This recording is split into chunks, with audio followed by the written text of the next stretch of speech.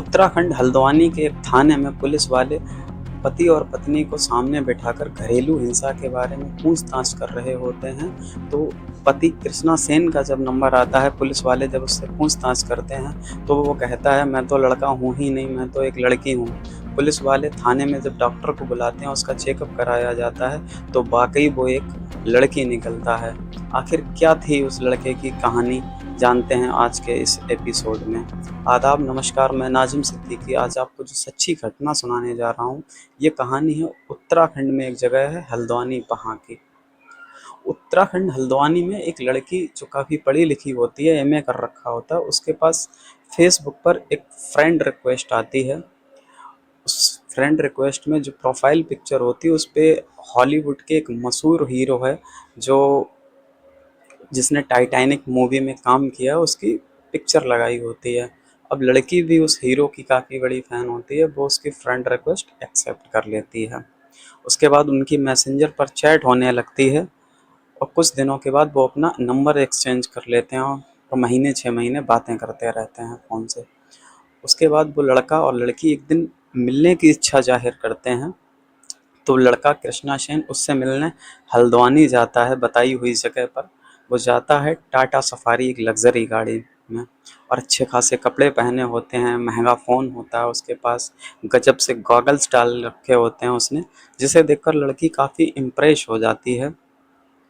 उसके बाद वो दोनों फ़ोन पर बातें करते रहते हैं। उन दोनों के बीच में अब प्यार बहुत ज़्यादा हो जाता है। तो लड़का एक दिन अपनी इच्छा जाहिर करता है, मैं तुम्हारे साथ शादी करना चाहता हूँ। अब लड़की उससे ये कहती है कि देखो, मेरे पापा तो हैं नहीं, इस बात की ज़िम्मेदारी मेरी माँ और मेरे भाई पे है, वो मेरी शादी कहाँ करते हैं। तो मेरी शादी के लिए तुम्हें मेरे मम्मी और मेरे भाई से बात करनी होगी। तो वो लड़का कहता है, कोई बात नहीं, मैं तुम्हारी मम्मी और तुम्हारे भाई से बात करता हूँ। एक दिन वो लड़की के घर जाता है कृष्णा सेन, अपनी मम्मी और अपने पापा को लेकर। वहाँ जाके वो लोग बैठते हैं, बात करते हैं, और लड़की कृष्णा सेन के पापा बताते हैं कि मेरे बेटे का काम अलीगढ़ में है, इसकी एक बल्ब फैक्ट्री है। उसके बाद वो लड़का कहता है कि मैं अब हल्द्वानी में ही एक फैक्ट्री डालना चाहता हूँ। तो लड़की की जो माँ होती है वो भी सोचती है कि लड़का अच्छा है, देखने में भी अच्छा है, इसका काम धंधा भी अच्छा है, तो मेरी बेटी के लिए ये सही रहेगा। उसके बाद उनका रिश्ता पक्का हो जाता है और वैलेंटाइन डे 14 फरवरी 2014 को उनकी शादी हो जाती है। शादी में लगभग 30 से 40 लोग शामिल होते हैं।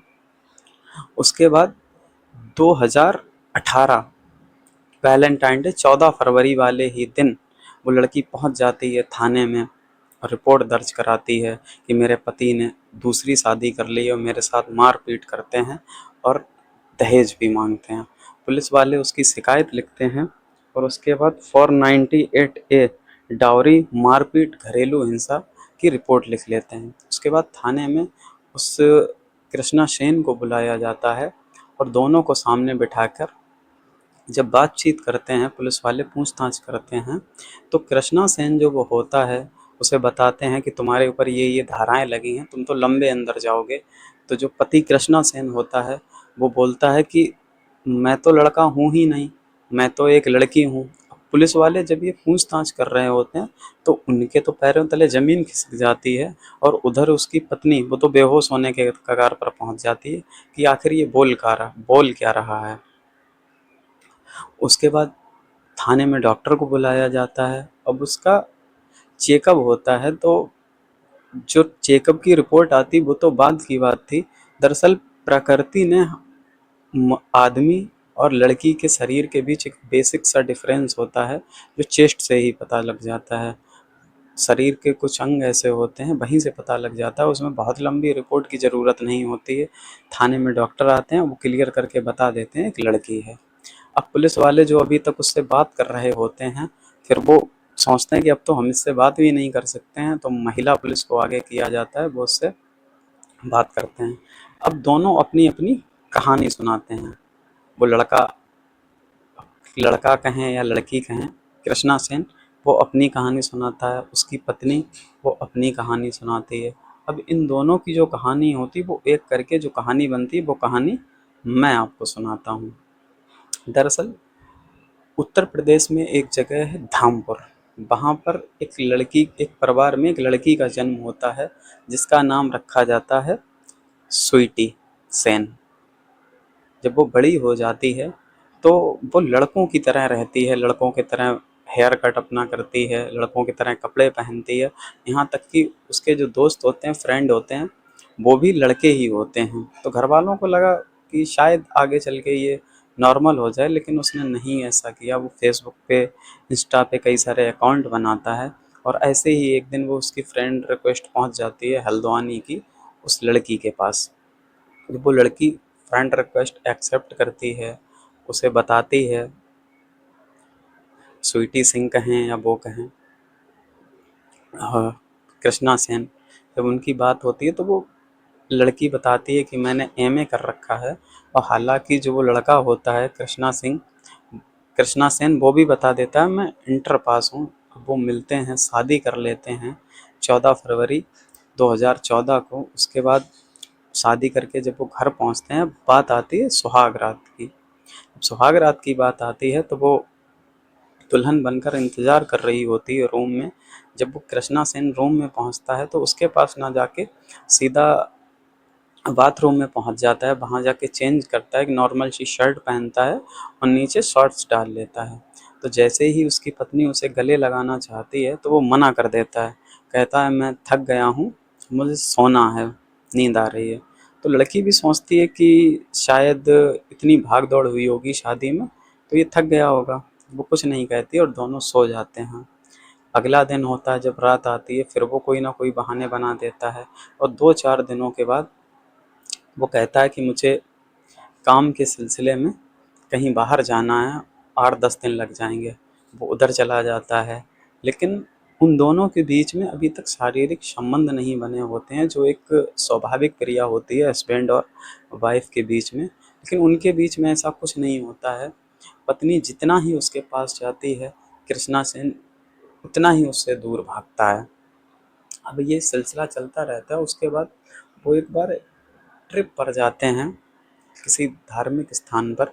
वहाँ जब वो घूम रहे होते हैं, पैदल चल रहे होते हैं, तो उसे वो बोलता है कि मुझे टॉयलेट जाना है। तो उसकी जो पत्नी होती है वो कहती है कि कहीं पर कर लो, अमूमन लड़के आदमी कहीं भी कर लेते हैं, झाड़ियाँ देखकर कोई आड़ में जाके कर लेते हैं। लेकिन वो कहता है कि मेरी शुरू से ये आदत नहीं है, मुझे खुले में जाना पसंद नहीं है। और उसे टॉयलेट की बहुत जल्दी होती है, बहुत बेचैन हो रहा था, लेकिन वो खुले में नहीं जाता है।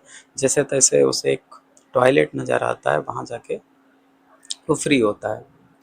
एक दिन जब वो घर पे होता है तो उसकी पत्नी को कुछ शक होता है, और वो पीछे पड़ जाती है, उससे कहती है कि तुम अपने ऊपर के कपड़े निकालो।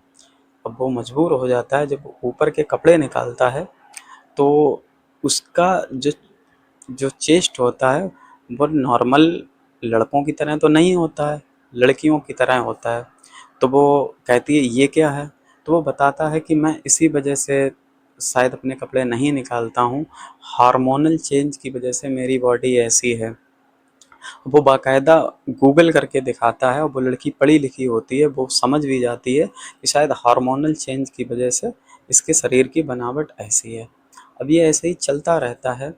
2 साल के बाद 2016 में वो अपने एक दोस्त की बहन के साथ शादी कर लेता है। अब अभी तक तो वो कैसे ना कैसे मैनेज कर रही थी, लेकिन अब बात जब आ जाती है दूसरी शादी की, और वो भी उसी घर में आके रहने लगती है, तो काफ़ी उनके बीच में लड़ाई होती है, मनमुटाव होते हैं। लेकिन फिर भी वो कहीं ना कहीं मैनेज करती रहती है, और जब उसकी बर्दाश्त से बाहर ये चीज़ हो जाती है तो वो 2018 में 14 फरवरी को जाके कंप्लेंट दर्ज करा देती है। लेकिन अभी तक उसे ये पता नहीं होता है कि ये एक लड़की है।